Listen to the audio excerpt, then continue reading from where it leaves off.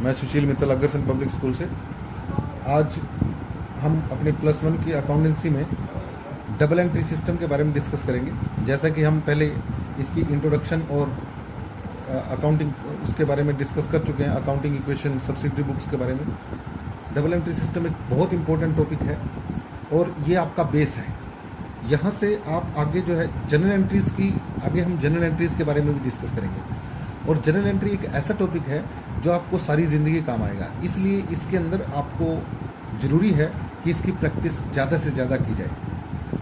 हम इसको शुरू से समझने की कोशिश करेंगे भी ये डबल एंट्री सिस्टम होता क्या है और किस तरह से हम ट्रांजैक्शंस को जो है जनरल में, यानी उनकी रिकॉर्डिंग्स जो है हम किस प्रकार से करते हैं। यहाँ पे डबल एंट्री सिस्टम का मतलब क्या है, जिस ट्रांजैक्शन की, यानी every business transaction affect at least 2 accounts. इसका मतलब क्या है भी कोई भी बिजनेस ट्रांजैक्शन है, जैसे अकाउंटिंग इक्वेशन में भी हमने देखा था भी किसी भी बिजनेस ट्रांजैक्शन है कि 2 साइड इफेक्ट जरूर होते हैं, उसका 2 तरफ इफेक्ट जो है उसके जरूर पड़ते हैं। एक वो डेबिट साइड में और दूसरा जो है क्रेडिट साइड में। यानी कोई भी ट्रांजैक्शन है कम से कम उसके 2 इफेक्ट जरूर होंगे। जैसे हमने सपोज परचेज फर्नीचर, अब जब हम फर्नीचर परचेज करेंगे तो उसमें हमें ध्यान रखना पड़ेगा बेटे, एक तो हमारे बिजनेस के अंदर फर्नीचर आया, ठीक है, एक एस्पेक्ट हो गया। दूसरा एस्पेक्ट क्या है कि जब हम फर्नीचर खरीदेंगे, या तो वो उधार खरीदा, अगर उधार खरीदेंगे तो वो हमारे क्रेडिटर्स हो जाएंगे, और अगर हमने वो कैश में खरीदा तो हमारे से कैश गया, यानी फर्नीचर आया और कैश गया। तो इस तरीके से कोई भी बिजनेस ट्रांजैक्शन, उसके जो है 2 इफेक्ट होते हैं, उनको हम जो है डबल एंट्री सिस्टम के अंदर ट्रीट करते हैं। यहाँ पे डबल एंट्री सिस्टम में आपको ध्यान रखना पड़ेगा, इसकी कुछ कैरेक्टरिस्टिक्स हैं। जैसे every business transaction affect 2 accounts. हमने अभी डिस्कस किया भी कोई भी बिजनेस ट्रांजैक्शन है उसके कम से कम 2 इफेक्ट जरूर होंगे, वो दो जगह इफेक्ट जरूर करेगी। एक अगर डेबिट में इफेक्ट है तो 100% दूसरा क्रेडिट में होगा ही होगा। उसके बाद recording both personal and impersonal aspects. अब इसका मतलब क्या है, पर्सनल एस्पेक्ट्स का आगे हम डिस्कस करेंगे। क्लासिफिकेशन ऑफ अकाउंट्स में पर्सनल और इम्पर्सनल 2 टाइप के इसके अकाउंट्स हैं, उनको हम डिस्कस करेंगे। पर्सनल अकाउंट का मतलब है which is related to natural person, firms name, companies name, institutions name. And impersonal means real account और नॉमिनल अकाउंट, वो हमारा एक्सपेंसेस भी हो सकता है और कोई हमारी फिक्स एसेट परचेज भी हो सकता है। तो ये जो ट्रांजैक्शंस हैं वो किसी से भी इफेक्ट, और जो किसी भी ट्रांजैक्शन का इफेक्ट है हो सकता है एक पर्सनल पे हो, एक इम्पर्सनल पे हो सकता है दोनों पर्सनल पे हो सकता है दोनों इम्पर्सनल पे हो। और उसके बाद कहता है प्रिपरेशन ऑफ ट्रायल बैलेंस। आपको पता है बेटे, जो हमने वेरी फर्स्ट डे डिस्कस किया था, ट्रांजैक्शंस को सबसे पहले रिकॉर्ड किया जाता है, या तो उसकी जनरल एंट्री पास की जाती है या फिर हम उसको जो है सब्सिडरी बुक्स प्रिपेयर करते हैं। उसके बाद उसकी जो है क्लासिफिकेशन होते हैं, उसको लेजर पोस्टिंग किए जाते हैं। यानी जनरल एंट्री के बाद लेजर पोस्टिंग की जाती है और लेजर पोस्टिंग के बाद ट्रायल बैलेंस बनाया जाता है। और ये ट्रायल बैलेंस जो है किसी भी ऑर्गेनाइजेशन के लिए बनाना जरूरी होता है, क्योंकि ट्रायल बैलेंस के बेस पे ही आगे फाइनल अकाउंट्स जो हैं बनाए जाते हैं। फाइनल अकाउंट्स क्यों बनाए जाते हैं, क्योंकि फाइनल अकाउंट्स बनाने के बाद हमें पता चलता है एक पर्टिकुलर ऑर्गेनाइजेशन उसको ड्यूरिंग द पीरियड, वो चाहे 1 दिन का है, 10 दिन का है, 1 महीने का है, मोस्टली 1 साल बाद बनाया जाता है। उस साल के दौरान ड्यूरिंग दैट पीरियड उस फर्म को प्रॉफिट हुआ या लॉस हुआ, या उसकी फाइनेंशियल पोजीशन क्या है, यानी उसकी फाइनेंशियल स्टेटमेंट को बनाने के लिए हमें ट्रायल बैलेंस बनाना पड़ता है। और ट्रायल बैलेंस बनाने के लिए हमें लेजर पोस्टिंग करनी पड़ती है। लेजर पोस्टिंग के लिए हमारे पास जनरल या सब्सिडरी बुक्स के बैलेंसेस होने जरूरी है। अब हम इसमें आगे हम क्लासिफिकेशन ऑफ अकाउंट्स के बारे में डिस्कस करेंगे। अब आपको पता है बेटे, जो हमारी बिजनेस ट्रांजैक्शन है वो यहाँ पे classification of accounts, classification of accounts, यहाँ पे आपको पता है बेटे ये 2 टाइप के अभी हम डिस्कस कर रहे थे, एक पर्सनल अकाउंट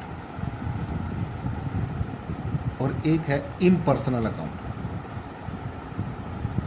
इम्पर्सनल अकाउंट, यहाँ पे इम्पर्सनल अकाउंट को आगे फर्दर 2 हिस्सों में बांटा गया है, real account and nominal account. अब इनको हम तीनों को हम अलग अलग हिस्से में अलग अलग उसमें डिस्कस करेंगे। सबसे पहले देखिए पर्सनल अकाउंट क्या होता है। पर्सनल अकाउंट क्या है? It is that account which is related with personal name, यानी पर्सनल नेम। पर्सनल नेम का मतलब क्या है? राम, श्याम, मोहन, सीता, मोहन, सोहन, ये जितने भी नेम्स हैं पर्सनल नेम। फर्म्स नेम, किसी फर्म का नाम है, फर्म्स नेम। कंपनीज नेम, कोई इंस्टीट्यूशंस नेम है, इंस्टीट्यूशंस नेम, कोई भी इनसे रिलेटेड, ये सब जो है पर्सनल अकाउंट के अंदर ट्रीट किए जाते हैं। यानी it is that account which is related with personal name, firms name, companies name, institutions name, that is included in personal account. और ये पर्सनल अकाउंट आगे फर्दर 3 हिस्सों में बांटा गया है। कौन से हैं? Natural personal account, natural personal account, artificial personal account, और एक है रिप्रेजेंटेटिव पर्सनल अकाउंट। अब नेचुरल पर्सनल अकाउंट क्या होता है? Natural personal account is that account which is related with personal name. Personal name हमने अभी डिस्कस किया। कोई भी पर्सनल नेम है जो नेचुरल है, जो बाई बर्थ उसका नाम रखा गया है, जैसे राम, श्याम, मोहन, गोपाल, सोहन, जितने भी ये नेम हैं वो सब पर्सनल अकाउंट के अंदर डील किए जाते हैं। उसके बाद आर्टिफिशियल का मतलब देखिए, नाम देखिए इसका, आर्टिफिशियल का मतलब होता है कृत्रिम का मतलब होता है जो हमने बनाया है, ह्यूमन बीइंग ने जो बनाया है। एक तो ह्यूमन बीइंग होगा, वो तो हो गया नेचुरल पर्सनल अकाउंट के अंदर, और जो हमने बनाया है वो हमारा आर्टिफिशियल पर्सनल अकाउंट के अंदर डील किया जाता है। और इस आर्टिफिशियल पर्सनल अकाउंट के अंदर हम क्या किनको लेते हैं? किसी firms name, companies name, institutions name, ये सब जो है आर्टिफिशियल पर्सनल अकाउंट के अंदर डील किए जाते हैं। उसके बाद आता है रिप्रेजेंटेटिव पर्सनल अकाउंट। अब ये बेटे रिप्रेजेंटेटिव पर्सनल अकाउंट क्या होता है? रिप्रेजेंटेटिव पर्सनल अकाउंट हमारा वो अकाउंट होता है जो किसी एक पर्टिकुलर ग्रुप को रिप्रेजेंट करता है। और ये पर्टिकुलर ग्रुप कौन कौन से होते हैं? जैसे आउटस्टैंडिंग एक्सपेंसेस, और आगे इसमें प्रीपेड एक्सपेंसेस। ये प्रीपेड एक्सपेंसेस का ध्यान रखना, ये 2 टाइप के होते हैं। एक तो इसी साल के लिए दिए, जो नेक्स्ट ईयर के लिए पे किए, expenses paid in advance in current year for next year, उनको हम प्रीपेड एक्सपेंसेस के उसमें इंक्लूड करते हैं। एक्रूड इनकम, और उसके बाद आता है हमारा प्री रिसीव्ड इनकम, जो हमें मिल तो इस साल में गई है पर उसके लिए हमें सर्विसेज प्रोवाइड नहीं की है, तो वो सारे जो हैं ये रिप्रेजेंटेटिव पर्सनल अकाउंट के अंदर डील किए जाते हैं। अब हमने इस अकाउंट के बारे में, पर्सनल अकाउंट के बारे में डिस्कस कर लिया, पर अब हमें ये देखना पड़ेगा भाई, अगर हमें पता चल गया भाई इस अकाउंट की, इस ट्रांजैक्शन की जो नेचर है वो पर्सनल अकाउंट की है, तो उसको हम डील कैसे करेंगे? तो इसका एक गोल्डन रूल है जिससे हम इसकी ट्रांजैक्शंस को करेंगे। वो क्या है? Debit the receiver, credit the giver. इसका मतलब क्या है बेटे? यानी जो रिसीव कर रहा है रिसीवर, वो उसको हम डेबिट कर देंगे, और जो गिवर है, जो देने वाला है, उसको हम क्रेडिट कर देंगे। यानी सपोज आप एक बिजनेसमैन हैं और आपने किसी को माल बेचा, मान लो आपने सोल्ड गुड्स टू मोहन, मान लो आपने मोहन को माल बेचा बेटे। इसके अंदर ध्यान रखना, माल किसने रिसीव किया? मोहन ने। तो मोहन विल डेबिट, और आपने मोहन को क्या किया? गया क्या उसको? गुड्स गई हैं। हम यहाँ पे ध्यान रखना, गुड्स की ट्रीटमेंट जनरल एंट्री के अंदर नहीं करेंगे। इसके उसमें अगर हमने गुड्स सेल किए हैं तो सेल अकाउंट से शो करेंगे, क्योंकि ये सारे के सारे जो हैं हमारे नॉमिनल अकाउंट के अंदर आते हैं। अगर इसको हम गुड्स अगर सेल किए हैं तो सेल अकाउंट डील करेंगे, और अगर हमने परचेज किए हैं तो परचेज अकाउंट से डील करेंगे। गुड्स को हम जनरल एंट्री में शो नहीं करेंगे। अब मोहन को डेबिट किया जाएगा और सेल सेल्स अकाउंट को क्रेडिट किया जाएगा, मतलब इस तरीके से डील किया गया। Received money from Ramesh, suppose वो कहता है received money from Ramesh, it means receiver कौन है? हम अपने नाम को नहीं करेंगे, क्योंकि ये अंडरस्टूड है कि जो हम अकाउंट्स बना रहे हैं वो अपने ही बना रहे हैं। तो यहाँ पे आप ये देखोगे कि आपके पास आया क्या है, कैश रिसीव हुआ है तो आप कैश को डेबिट करोगे, और मनी जो किससे मिली है अपने आपको जो है मोहन से मिली है तो मोहन को आप क्रेडिट करोगे, मतलब इस तरीके से इसको जो हम डील करेंगे। उसके बाद आता है रियल अकाउंट। अब सेकंड जो अकाउंट आता है वो रियल अकाउंट आता है। यहाँ पे बेटे रियल अकाउंट को क्या मतलब है?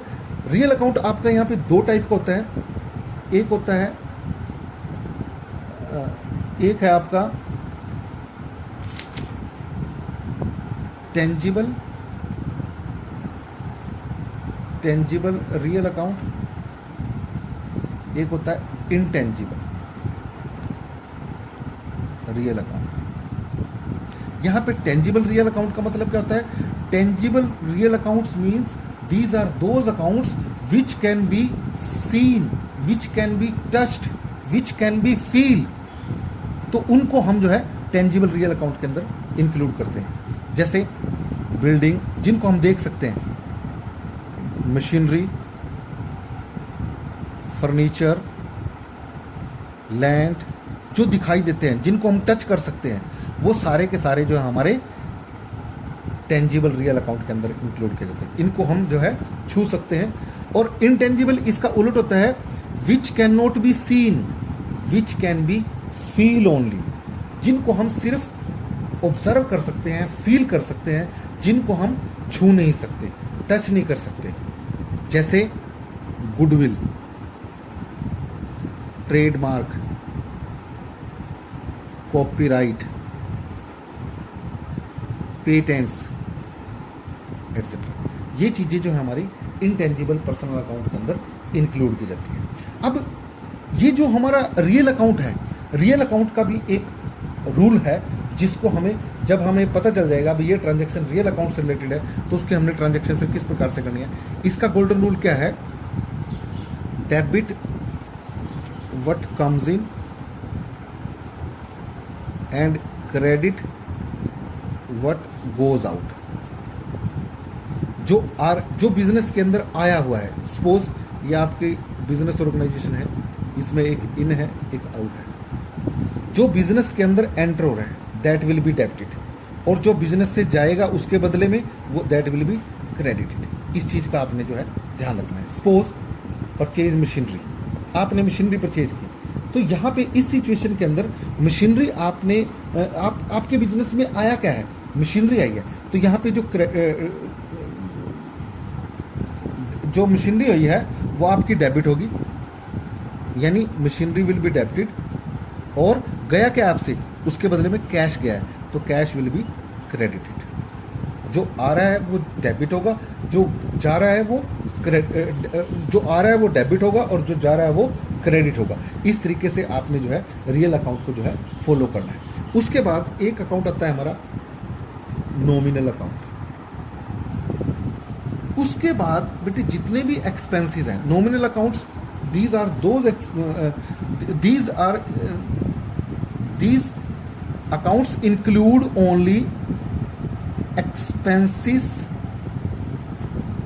or losses, incomes or gains। यानी जो नॉमिनल अकाउंट है उसके अंदर हम दोनों को इंक्लूड करते हैं, या तो एक्सपेंसेस या लॉसेस, और इनकम्स और गेन्स, और इसके अंदर कुछ भी इंक्लूड नहीं किया जाता। यानी जितना बिजनेस के खर्चा हुआ, जितने बिजनेस के लॉसेस हुए, वो सब जो है नॉमिनल अकाउंट के अंदर डील किए जाएंगे। और जितनी बिजनेस की इनकम हुई ड्यूरिंग द पीरियड, जितने बिजनेस के गेन्स हुए, वो सारे के सारे जो है वो सारे के सारे जो है इसके अंदर डील किए जाएंगे। अब इसका भी एक रूल है। इसका गोल्डन रूल क्या है?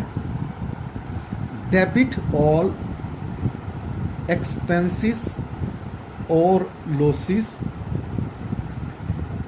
क्रेडिट ऑल इनकम्स और गेन्स, यानी जितने भी एक्सपेंसेस और लॉसेस होंगे, एक्सपेंसेस और लॉसेस का मतलब जैसे सैलरी पेड,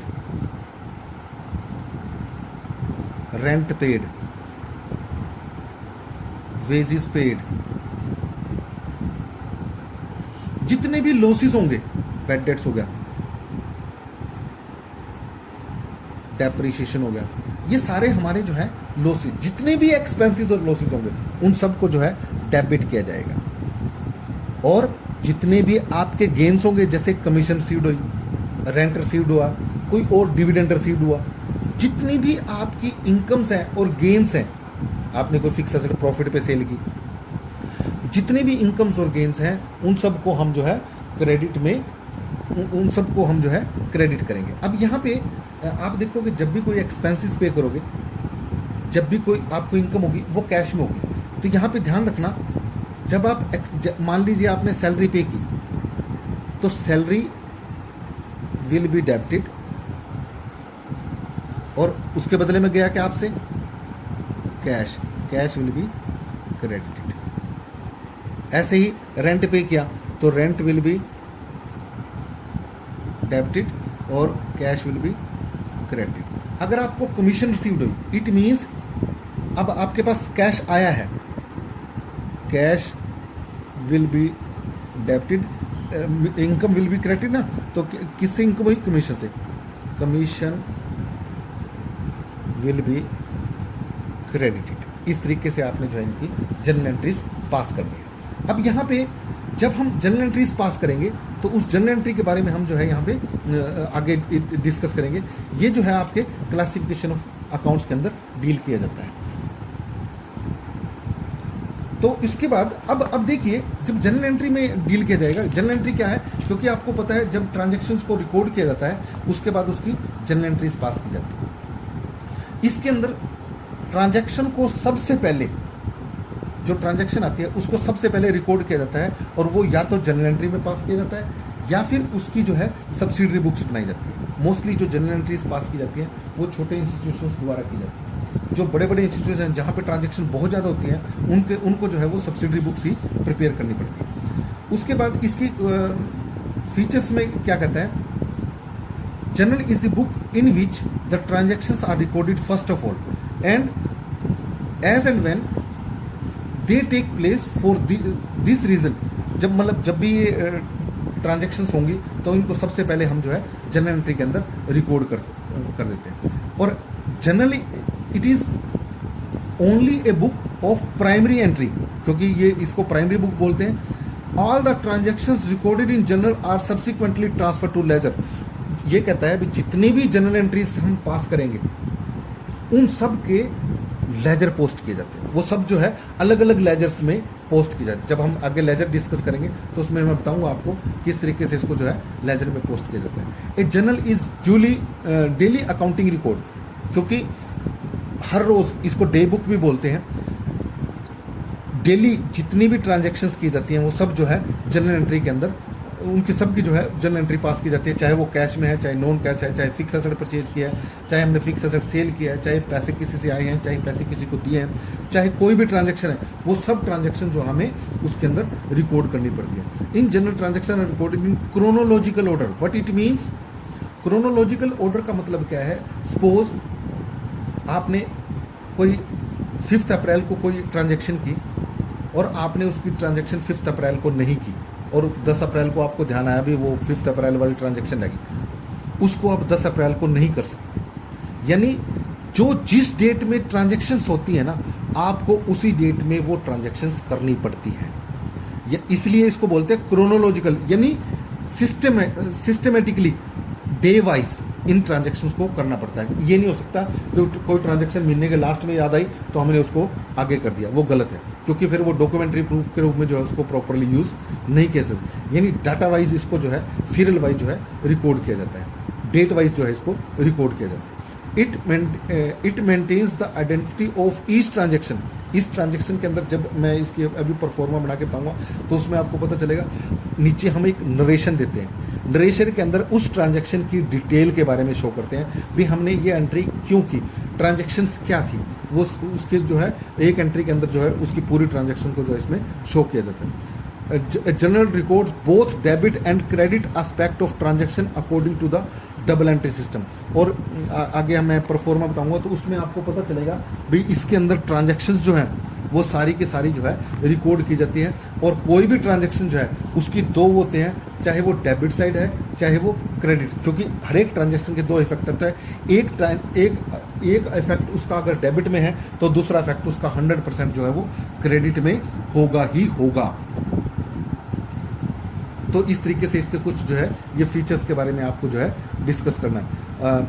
इसके कुछ फंक्शंस हैं टू कीप एक क्रोनोलॉजिकल, क्योंकि डेट वाइज ट्रांजैक्शंस हमारे पास, डेट वाइज रिकॉर्ड्स जो है हमें हमारे पास जो है अवेलेबल हो जाता है। अब हमें मान लो 2018 की कोई ट्रांजैक्शन देखनी है तो हम जो 2018 का जो जनरल रिकॉर्ड है उसको हम उठा के उसमें किस डेट में हुई वो डेट जो है हम निकाल के उसमें एक जल्दी से जल्दी हम जो उसको फाइंड आउट कर सकते हैं, वो ट्रांजैक्शन वो कर सकते। इसलिए इसको जो है क्रोनोलॉजिकल ऑर्डर में जो है इसमें शो किए देते हैं। To provide a basis for posting into ledger, ये हमारा बेस है। बिना जनरल एंट्री के या बिना सब्सिडरी बुक्स के हम लेजर पोस्ट नहीं कर सकते, डायरेक्ट ट्रांजैक्शन से हम लेजर पोस्ट नहीं कर सकते। बिना उसके जो है हमें जनरल एंट्रीज लेजर पोस्ट करने के लिए हमें जो है जनरल एंट्रीज पास करनी होती है। To maintain the identity of each transaction by keeping a complete record, हम क्या सारी ट्रांजैक्शंस करते हैं और मान लो 2 बार कैश की ट्रांजैक्शन आ रही है, cash received from Ram, cash received from Shyam, क्योंकि इसमें ट्रांजैक्शन की डिटेल होती है तो हमें उस वहाँ डिटेल से पता चल जाता है भी 2 एंट्री एक जैसी एक डेट में क्यों हुई है, कि उसमें एक तो हमें राम से कैश मिला, दूसरा हमें शाम से कैश मिला, तो उसमें जो है हम अलग से उसको जो है रिकॉर्ड जो है शो कर सकते हैं। तो इस तरीके से आपने जो है इसका वो भी शो करना है। अब यहाँ पे देखिए हम किस तरीके से इसको परफॉर्मे को शो करते हैं। परफॉर्मा इसका हम किस प्रकार से बनाएंगे, सबसे पहले इसके कुछ रूल्स ध्यान रखने पड़ेंगे आपको। यहाँ पे देखिए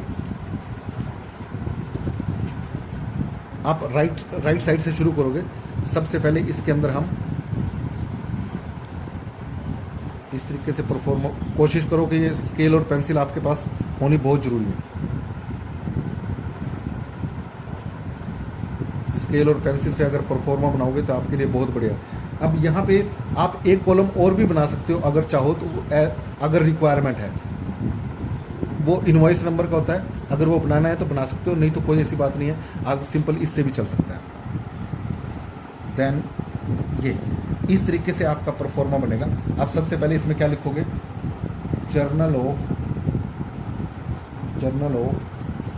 सो एंड सो, जिसकी बुक्स में आप बना रहे हो उसका आप सबसे पहले ये लिखना बहुत ज़रूरी है। इसके बिना आपका 1 मार्क्स जो है डिडक्ट हो सकता है अगर आपने ये नहीं लिखा, या सारा भी क्रॉस हो सकता है, क्योंकि हमें पता ही नहीं किसकी बुक्स में क्या बनाना है, किसकी जनरल एंट्रीज आपने बनाई है। दूसरा, इसके उसमें लिखिए सबसे पहले डेट। अगर आपको डेट वाइज ट्रांजेक्शन्स दी हुई हैं तो यहाँ पे डेट वाइज डेट लिखोगे जिस डेट की ट्रांजेक्शन्स आप कर रहे हो। उसके बाद पर्टिकुलर्स, डिटेल, यहाँ पे आप ट्रांजैक्शन की डिटेल लिखोगे, भैया कैश आया, कैश गया, कोई एक्सपेंसेस है, लॉस है। उसके बाद और उसमें नीचे जो है नरेशन लिखी जाएगी। नरेशन में क्या होता है, उस ट्रांजैक्शन की डिटेल लिखी जाती है, भाई हम इसको किस प्रकार से करते हैं, हमने एंट्री ऐसी किस प्रकार से की है। उसके बाद LF, इसको हम लेजर फोलियो बोलते हैं। जैसे हमने सब्सिडरी बुक में डिस्कस किया था, लेजर फोलियो का मतलब क्या है, जब इसको लेजर में पोस्ट किया जाएगा, वो लेजर किस लेजर नंबर में ट्रांसफ़र किया है उस लेजर नंबर को यहाँ पे शो किया जाता है। और यहाँ पे डेबिट अमाउंट और उसके बाद यहाँ पे क्रेडिट अमाउंट। डेबिट अमाउंट का मैंने बताया था, अभी कोई भी ट्रांजैक्शन है उसके 2 इफेक्ट होते हैं, एक डेबिट साइड में और दूसरा क्रेडिट साइड में। जो इफेक्ट डेबिट साइड में है, जितने अमाउंट का इफेक्ट हुआ वो डेबिट साइड में, और जितना क्रेडिट में हुआ वो क्रेडिट में जो है लिखा जाता है। इस तरीके से हम जो है ये जनरल एंट्रीज का परफॉर्मा जो है हम डिस्कस करेंगे। आगे हम इसकी जो है डायरेक्ट जनरल एंट्रीज के बारे में कुछ जो है वो इनको हम जो हमने पीछे एग्जांपल्स में की थी उनको हम जनरल एंट्रीज करके जो है उनके बारे में इस परफॉर्मे में डिस्कस करेंगे। Thank you.